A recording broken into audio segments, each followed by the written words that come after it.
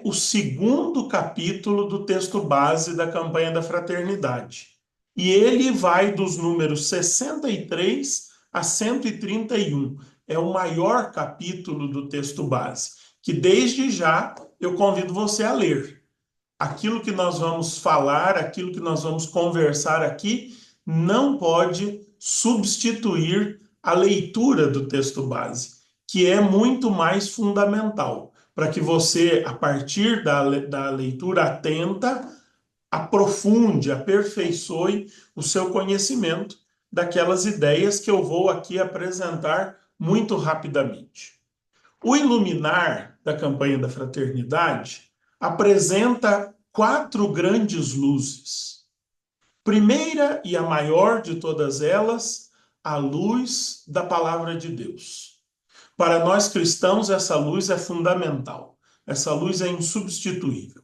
Em qualquer processo, especialmente num processo de conversão, como é esse que nós precisamos empreender em vista do cultivo, do cuidado com a casa comum, a palavra de Deus é a nossa orientação básica e fundamental. A segunda luz é a luz da patrística, dos santos padres da igreja. Como é que aqueles teólogos do início da igreja, inebriados pela palavra de Deus, compreenderam essa relação entre ecologia e humanidade, entre ecologia e espiritualidade. A terceira luz é a luz da doutrina social da igreja. A doutrina social da igreja, desde a sua origem, tem uma palavra a dizer sobre a relação do ser humano com a casa comum, com todos os seus habitantes, em todas as suas relações. E a quarta palavra, não menos importante, a quarta luz, é a luz da ciência e do saber dos povos originários. Também a ciência tem algo a nos dizer e já nos tem dito. E também os nossos povos originários de todas as regiões do Brasil têm muito a nos ensinar sobre a relação com a casa comum. Vamos então para a primeira de todas as luzes, a palavra de Deus. A campanha da fraternidade deste ano, de 2025, traz como lema a palavra do Gênesis, capítulo 1, versículo 31. Deus viu que tudo era muito bom. Portanto, o primeiro texto que salta aos nossos olhos para iluminar o nosso processo de mobilização e de conversão acerca do cuidado da casa comum são as narrativas da criação do livro do Gênesis. Sabemos que no livro do Gênesis a criação é contada duas vezes. No capítulo 1, versículo 1, até o capítulo 2, versículo 4, nós temos a primeira narrativa da criação. E, a partir do versículo 5 do capítulo 2, em todo o restante do capítulo 2, nós temos a segunda narrativa da criação. O que é que estas narrativas nos ensinam? Em primeiro lugar, elas nos ensinam que não cabe ao ser humano uma autonomia absoluta em relação aos demais seres criados. O ser humano foi criado junto com todas as outras criaturas. Em seguida, nos ensina o livro do Gênesis que a bênção e a aliança não são apenas para o ser humano, mas para toda a vida sobre a terra. Deus abençoa, Deus bendiz, Deus exclama que tudo é bom, não só para o ser humano, mas para toda a sua obra criada. E Deus faz aliança com o ser humano em vista da manutenção da vida de toda a criação. Todos os seres, humanos e não humanos, são criação de Deus, nos ensina o livro do Gênesis. Logo, todas as criaturas gozam de uma inegável dignidade, dada pela sua origem divina. Tudo foi criado por Deus, não só o ser humano. Existe um versículo muito mal interpretado no livro do Gênesis, que é o versículo 28 do capítulo 1, aonde Deus ordena ao ser humano que ele domine sobre toda a criação. O que quer dizer este dominar sobre a criação? Não se trata do exercício de um poder sem limites por parte do ser humano em relação às outras criaturas.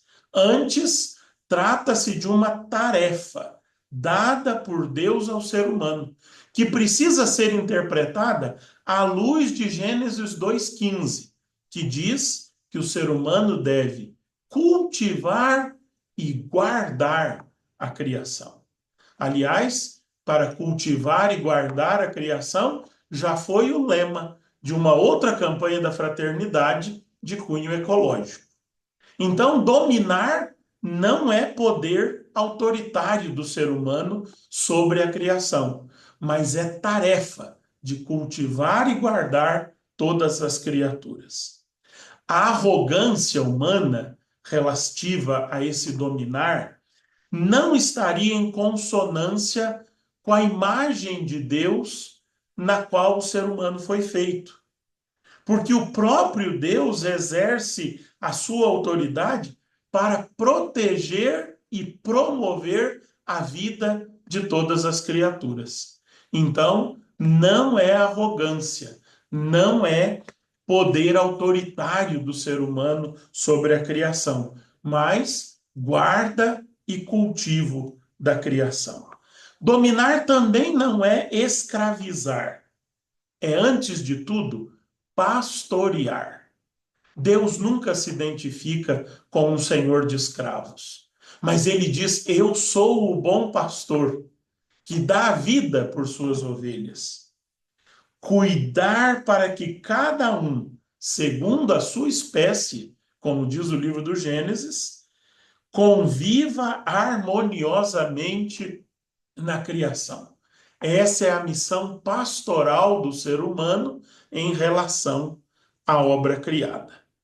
Qualquer tipo de destruição da obra criada torna-se contrário à ótica bíblica da criação, nos ensina o livro do Gênesis. Deus não criou nada para que nós destruíssemos.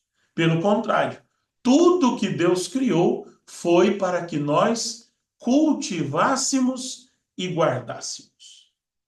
Passando ao livro do Êxodo, nós vemos as pragas do Egito, que estão nos capítulos 7 a 11 do livro do Êxodo.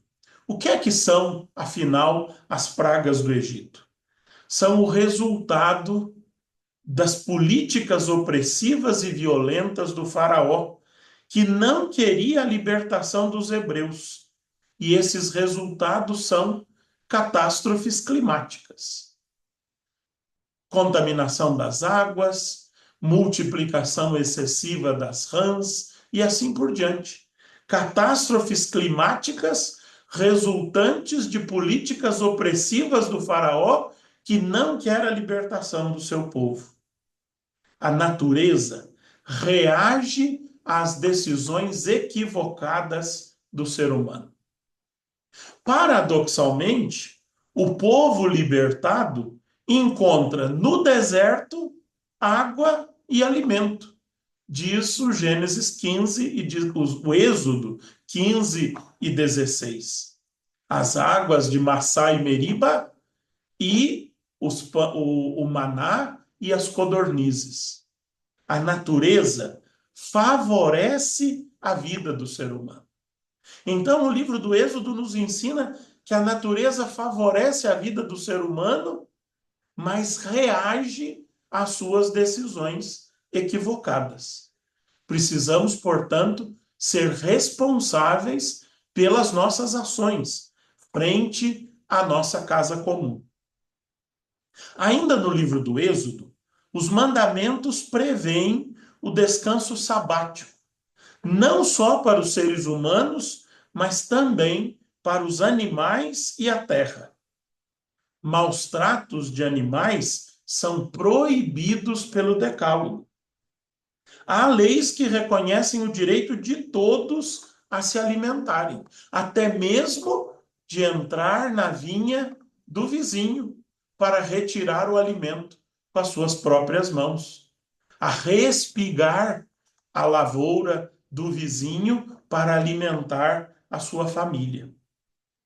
Ainda o livro do Êxodo, falando do ano sabático, no Êxodo 23, 10 e 11, retoma esta legislação que prevê o descanso semanal do homem e de todos os animais, e também do ser humano escravizado. Baseado na lei do ano sabático, o livro do Levítico, no capítulo 25, apresenta o ano jubilar. E está aí no Levítico 25, a raiz do ano que nós vamos celebrar em 2025, um ano jubilar da encarnação. Levítico 25 apresenta 3 atitudes fundamentais do ano jubilar. Primeiro, o repouso da terra. A terra, a natureza, o meio ambiente precisa repousar. Ele não pode ser explorado até a sua exaustão. Ele precisa descansar. O segundo elemento do ano jubilar no livro do Levítico é o perdão das dívidas. As dívidas podem e precisam ser perdoadas. O Papa Francisco, na bula de proclamação do jubileu de 2025, fala inclusive de uma dívida ecológica. Aqueles que mais poluem não são os que mais sofrem. Os ricos poluem mais e os pobres sofrem mais os efeitos do aquecimento global. O terceiro e último elemento que o Levítico apresenta para o ano jubilar é a libertação dos escravos. O reequilíbrio das relações trabalhistas na sociedade de Israel.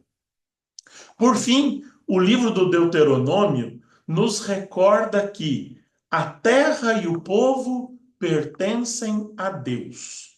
Ele é o único Senhor soberano da terra e das pessoas. E é seu desejo que não haja pobres no meio de vós, diz lá Deuteronômio 15, versículo 4. Sendo Deus o Senhor soberano da terra e da gente, não deve haver pobres no meio de nós. Se nós nos convertermos a esse senhorio absoluto de Deus sobre a terra e sobre as pessoas, não haverá pobres entre nós. Os profetas, também eles, muitas vezes, convidam o povo de Deus à conversão. E a uma conversão que engloba o aspecto ecológico. Mas é preciso chegar a Jesus. Jesus é um homem contemplativo da natureza. Talvez a sua parábola mais famosa seja uma expressão que todos nós conhecemos da sua ação contemplativa da natureza. A parábola do semeador, narrada por São Mateus. Jesus está à beira de um plantio e ele contempla a atitude do semeador, ele contempla a qualidade da semente, ele contempla os tipos de terra onde o semeador lança a semente e na sua contemplação ele antevê, ele prevê ou ele vê qual será o resultado. A semente que cai entre os espinhos vai crescer pouco e logo vai morrer. A semente que cai entre os pedregulhos vai secar muito rapidamente. Mas a semente que cai em terra boa vai dar frutos, 100 por 1, 60 por 1, 30 por 1. Jesus, em toda a sua vida sobre a terra, não cansa de contemplar a natureza. Ele convida os seus discípulos a contemplar a figueira. A mim me estarrece esta capacidade contemplativa de Jesus. Eu passaria diante de qualquer figueira e jamais perceberia que está na época dela dar frutos e ela não está produzindo. Jesus não. Jesus conhece os ciclos da natureza, Jesus observa cada planta, cada árvore, cada videira que está no seu caminho, a ponto de parar diante da figueira estéril que não está produzindo frutos no seu tempo. Nós temos que aprender com Jesus, a contemplar os ciclos da natureza, a contemplar a nossa relação com a natureza, a contemplar os frutos da natureza, a relacionarmos-nos de maneira contemplativa com a obra da criação de Deus. É isso que a campanha da fraternidade quer de nós, que nós tenhamos o mesmo olhar de Deus, o olhar que tinha Jesus, que contempla todas as coisas e vê que tudo é bom, que tudo é muito bom.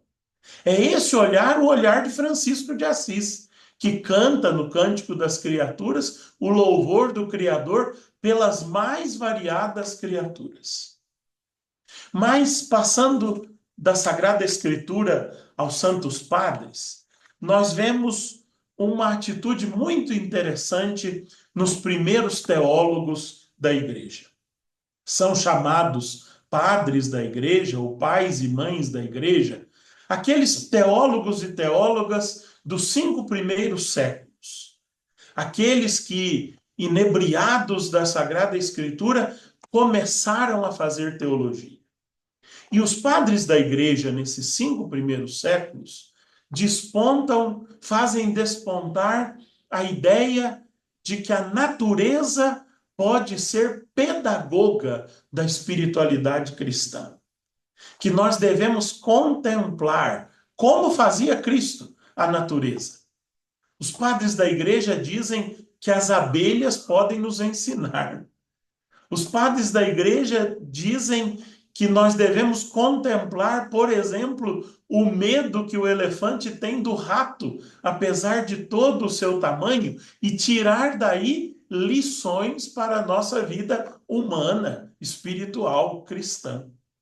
Os padres da Igreja nos ensinam, na teologia nascente da Igreja, a observar a casa comum, a natureza, o ambiente, e aprender deles aquilo que nós necessitamos para conviver bem com a nossa casa comum e todos os seus habitantes.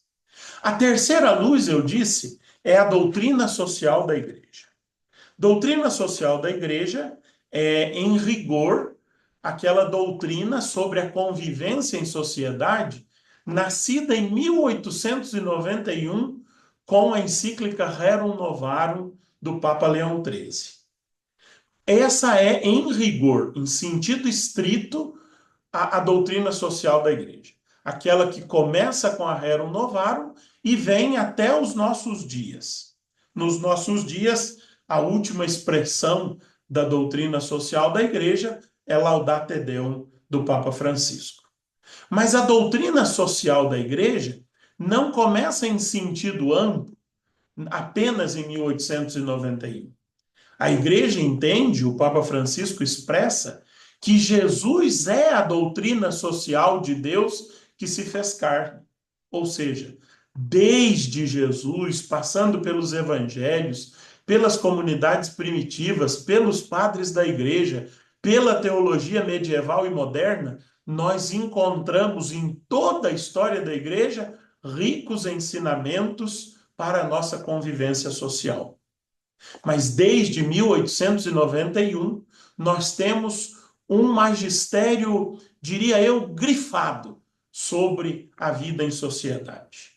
Leão XIII, depois os papas Pios, XI, XII, depois São João XXIII, São Paulo VI, São João Paulo II, Bento XVI e agora o Papa Francisco, muito nos ensinam sobre a convivência em sociedade. E em todo esse largo ensinamento sobre a convivência em sociedade, não faltam lições sobre a ecologia e agora sobre a ecologia integral. Desde Leão XIII, na Rerum Novarum, há uma preocupação ecológica da igreja. A ecologia não está ausente do magistério da igreja.